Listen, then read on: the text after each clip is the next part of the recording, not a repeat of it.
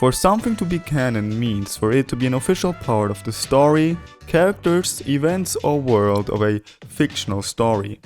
And in games like Persona, where things like your name, your party, your ending, and even your love interest are all picked by the player, setting something in stone as canon is kind of difficult.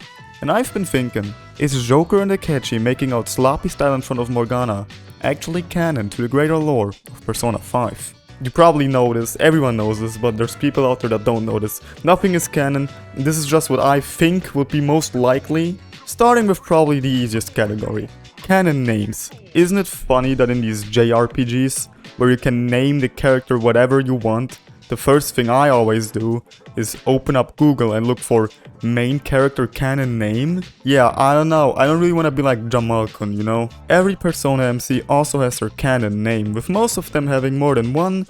Let's start with Persona 3. Roger here has 2 names. Scratch that, 3 actually. First up is Minato Arisato from the manga that started releasing in 2007. Then in the first movie from 2013, he had his name changed to Makoto Yuki. And then there's the stage play from 2014 where he's called Sakuya Shiomi. So which one's canon? It's Makoto Yuki. Confirmed by Dancing and a portable re-release. Following Makoto, we have Femsi with the name Kotone Shiomi.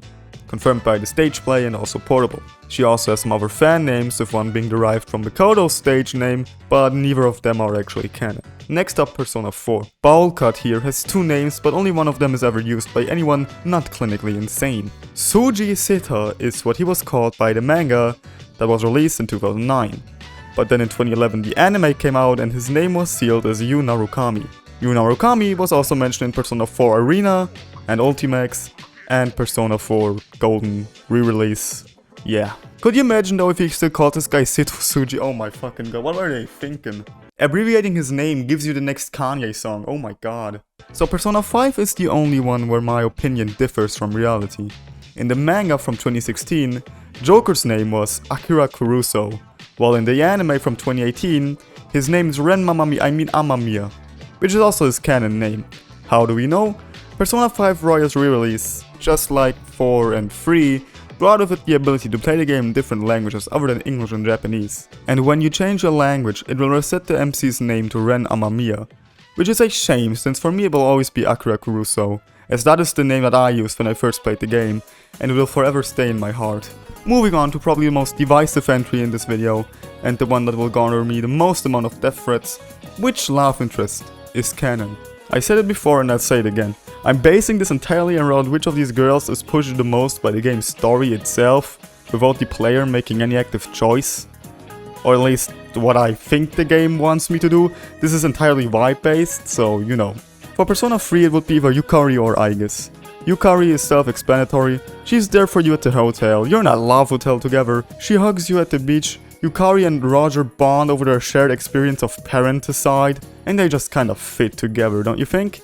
She also gets jealous when Aigis gets to sit next to Makoto. Speaking of, on the other hand we have Aigis, whose sole goal in the story is to watch over and protect Makoto, who in turn helps her become more human and develop her feelings. I feel like both of these women are canon to Makoto in one way or another.